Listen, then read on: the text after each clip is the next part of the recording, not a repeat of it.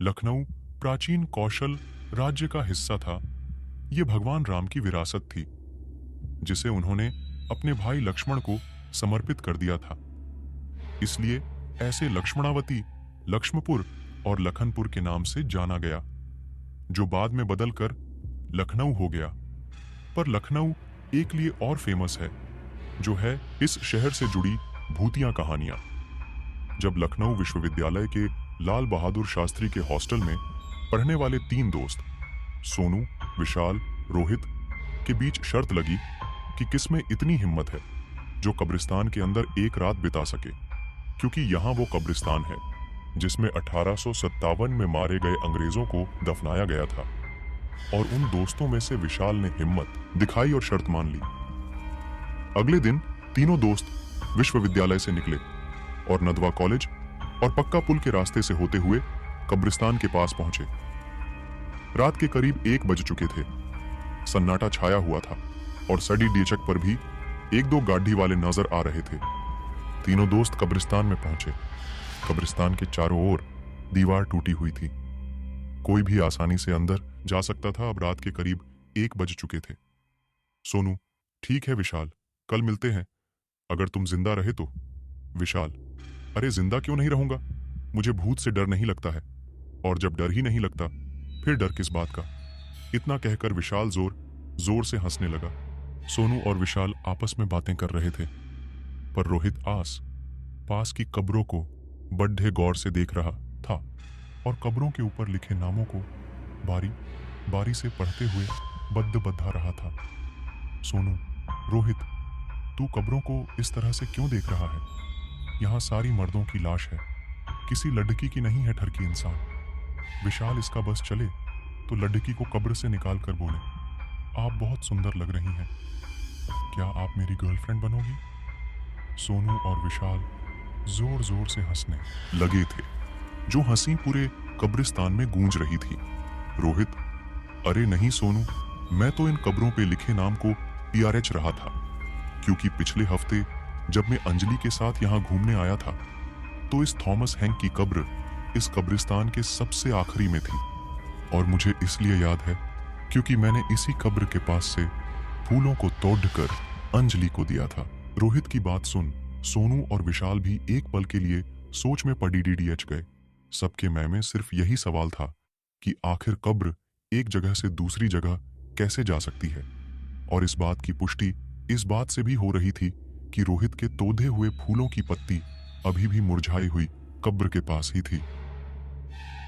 विशाल: अच्छा ठीक है, अब मुझे और उल्लू मत बनाओ, मुझे डराने की तुम्हारी कोशिश किसी काम की नहीं है, समझ गए? मैं इस कब्रिस्तान से अब कल सुबह ही आऊंगा, वो भी जिंदा। चलो जाओ, अब तुम दोनों मुझे अकेला छोड़ दो। विशाल की बात सुन सोनू और रोहित कुछ नहीं बोले और आपस में बात करते हुए कब्रिस्तान से बाहर आ गए, और विशाल अपने दोस्तों को कब्र से जाते शांत देख रहा था। और उनके जाने के बाद विशाल उसी थॉमस हैंक की कब्र के ऊपर बैठ गया और वहीं पर जमी घास को नोचने लगा। उसकी नजरें पूरे कब्रिस्तान को ताड़ ही रही थी।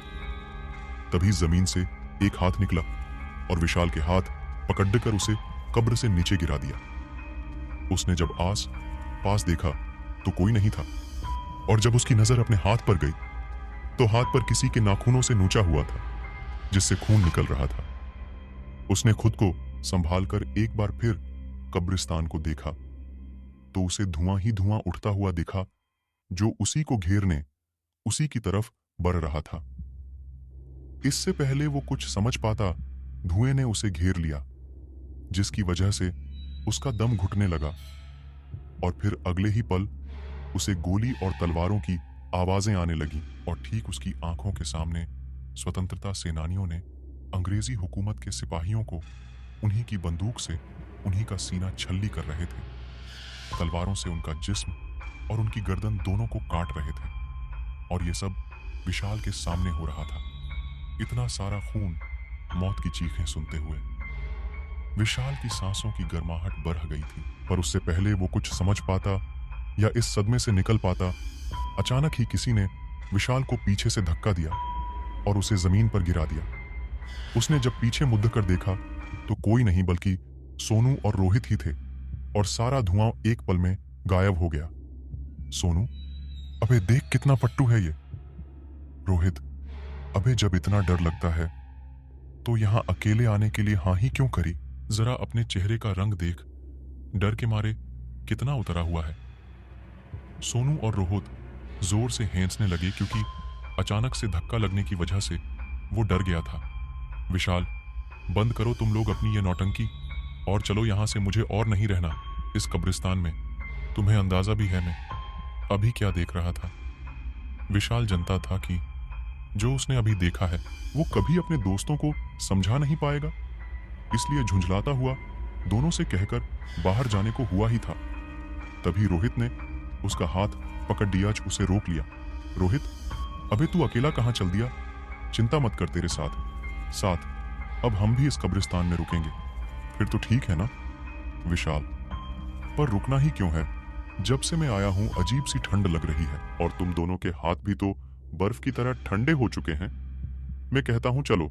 विशाल रोहित से हाथ छुद्धाकर कब्रिस्तान की बाहर की ओर चल ही रहा था कि अचानक ही सोनू ने उसके गले में रस्सी डाल वापस से उसे कब्रिस्तान में घसीटने लगा।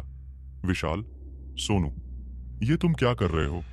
मैं विशाल तुम्हारा दोस्त, तुम मेरे साथ ये क्या कर रहे हो? विशाल चीख चीख के सोनू से कहे जा रहा, पर सोनू ने उसकी एक नहीं सुनी और घसीटता हुआ एक पेड्याच के पास ले आया।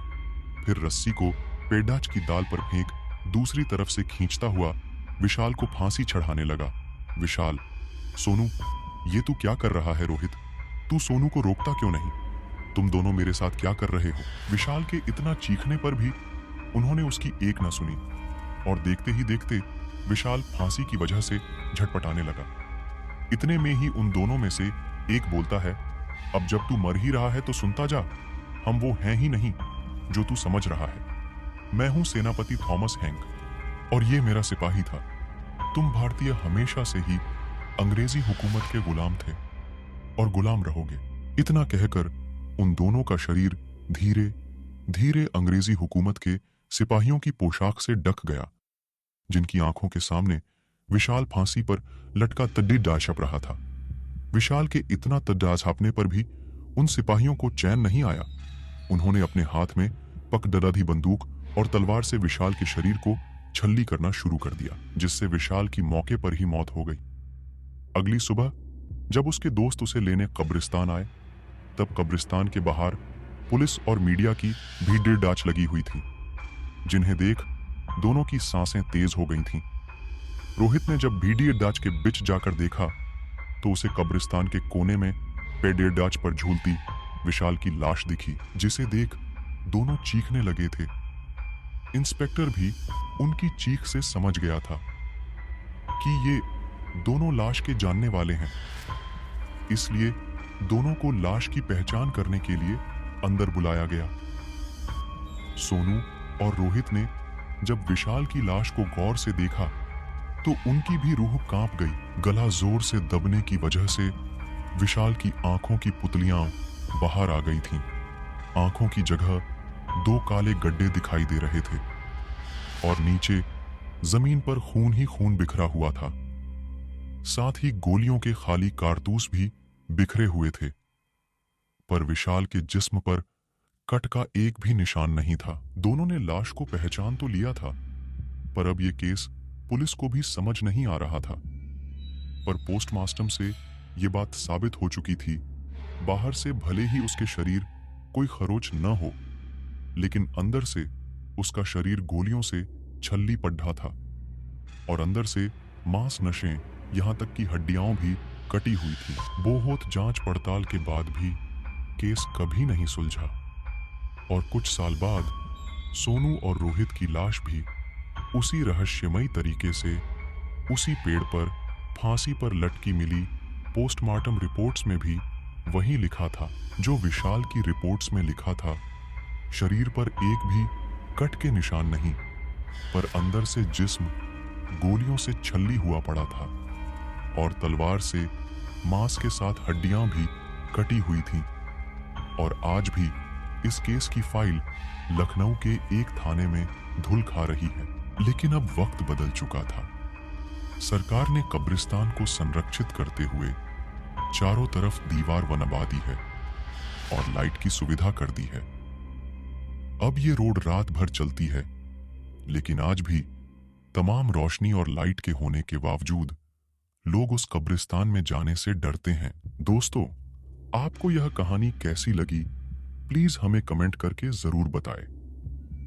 हमारी और भी कहानियां सुनने के लिए the eagle mindset story channel subscribe जरूर करें।